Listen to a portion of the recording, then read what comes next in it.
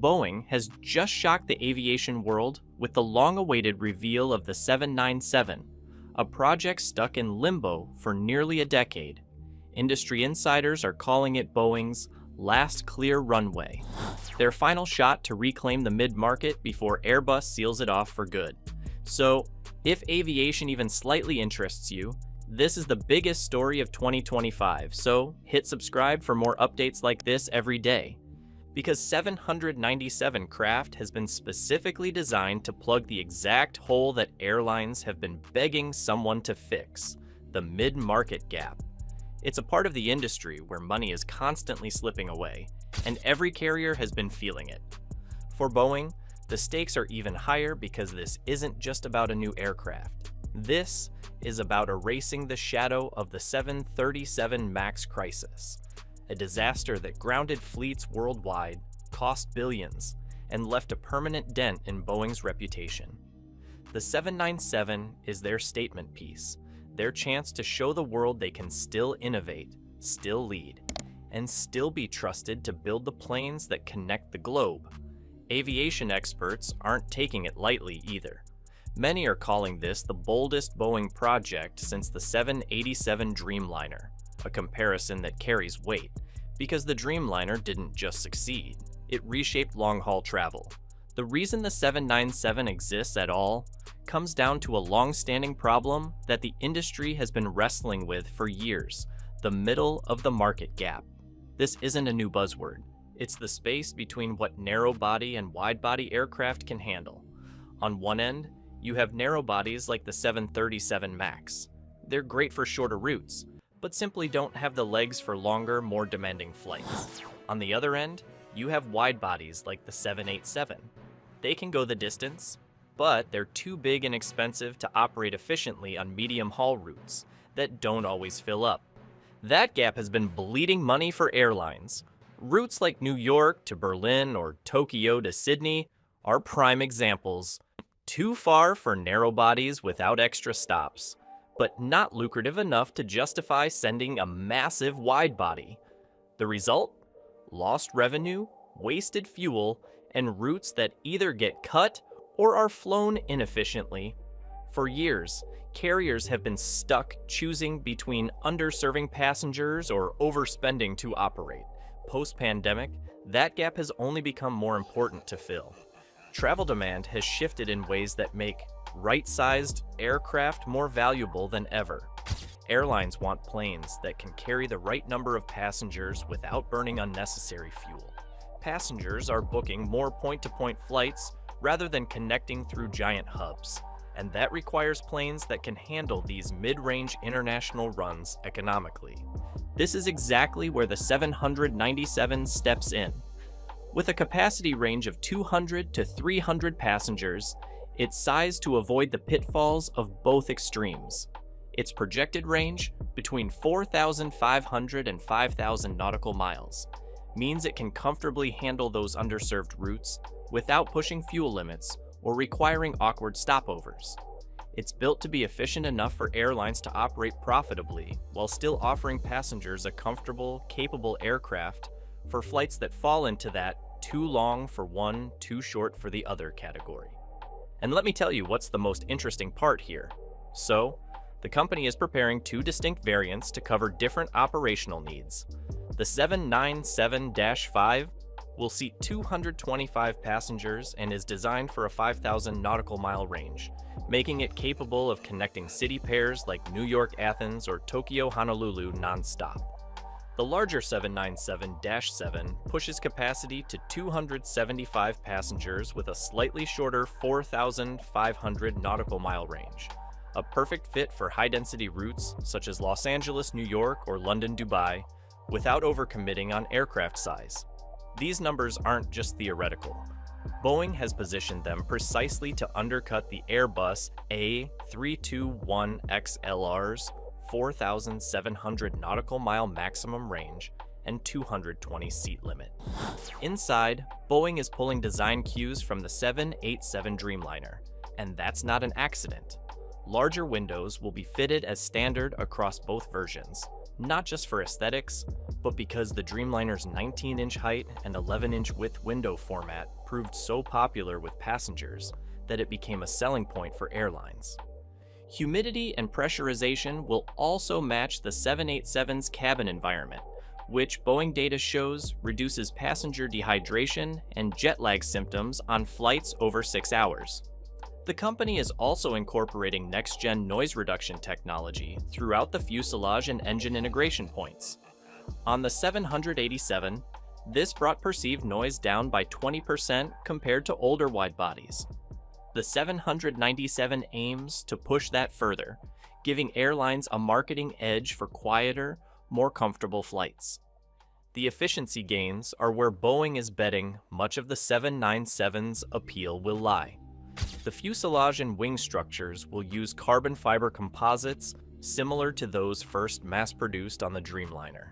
These materials are 20% lighter than aluminum while being stronger, and their corrosion resistance means lower maintenance schedules over the aircraft's lifespan. Boeing's engineers have also reworked the landing gear height, a direct response to the clearance problems that plagued the 737 MAX, where engine nacelles sat too close to the ground.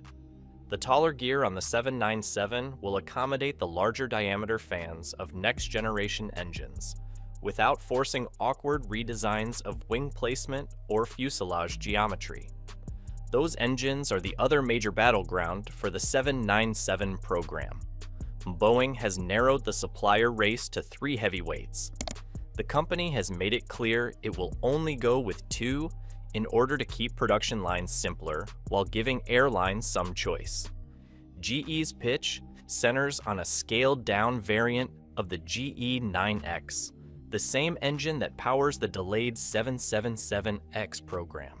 This would bring proven composite fan blade technology and a high bypass ratio, scaled appropriately for the 797's mid-market size. Pratt & Whitney is pushing the PW133G, a geared turbofan that could deliver double-digit fuel burn reductions compared to conventional designs. Its gearbox allows the fan and turbine to spin at optimal speeds independently, squeezing out efficiency. Rolls-Royce is lobbying hard with its UltraFan, a new generation power plant that the company claims will improve fuel efficiency by up to 25% over the first-generation Trent engines, though the UltraFan has yet to see commercial service. Moreover, the Boeing 797 is being positioned to break that dominance by offering tangible performance and revenue advantages. The baseline figures tell a clear story.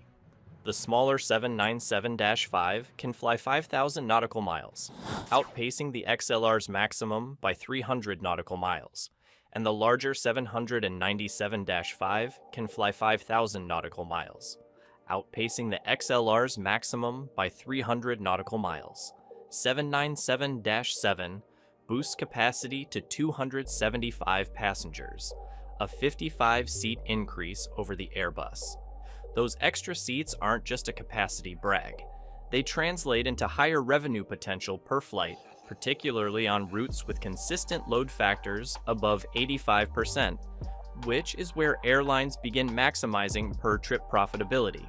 The extended range also opens city pairs that the XLR can't cover nonstop, such as Chicago-Athens or Seattle-Reykjavik with a heavier payload, without compromising reserve fuel requirements. Airbus has designed the A321XLR specifically for medium-haul efficiency, but Boeing is marketing the 797 as a hybrid workhorse.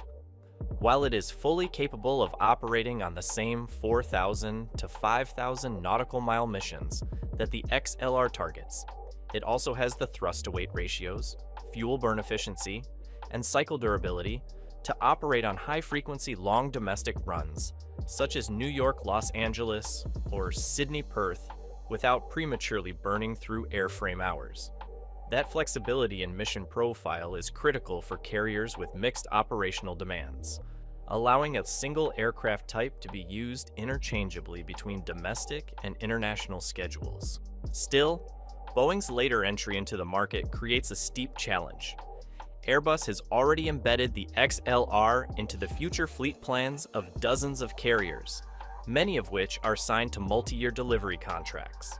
Breaking those loyalties will require Boeing to not only match Airbus's economics, but to outperform them in operational reliability, fuel efficiency, and passenger satisfaction from day one.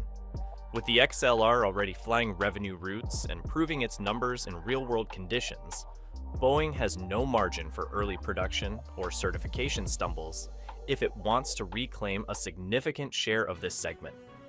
For airlines, the business case for the 797 revolves around operational economics and network expansion potential. Boeing's projections, based on the current aerodynamic and weight targets, suggest a lower per-seat cost than the A321XLR when both are operated on flights exceeding 3,000 nautical miles. This is largely due to the 797's composite heavy structure and next-generation engine options, which aim to push fuel burn per seat below 2.2 liters per 100 kilometers, a figure that would set a new benchmark for this size category. Lower per-seat cost directly impacts yield management, allowing carriers to offer competitive fares on thinner routes without sacrificing profit margins.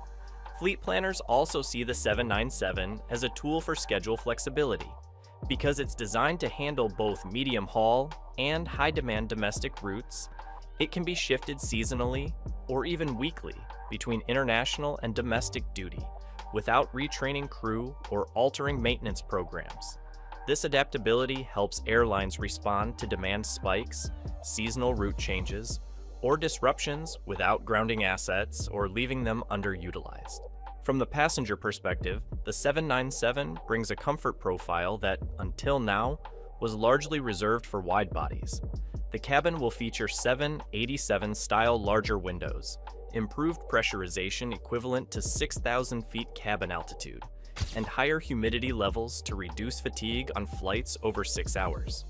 For travelers accustomed to narrow bodies on medium-haul routes, with their tighter aisles, limited overhead bin space, and noisier cabin environments, the quieter interior and more open feel of the 797 will be a noticeable upgrade. These improvements matter most on the type of routes the aircraft is targeting. Flights like Newark-Dublin or Vancouver-Tokyo, wherein narrow-body's cabin limitations are felt over multiple time zones. By applying Dreamliner-level noise suppression and air circulation technology, Boeing aims to make these journeys less physically taxing, which could become a marketing differentiator for airlines competing in the same city pairs.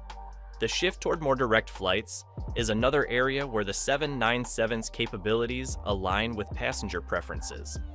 Post-pandemic travel patterns have shown a steady move away from hub and spoke connections toward point-to-point services, especially among leisure travelers and premium passengers who value time savings.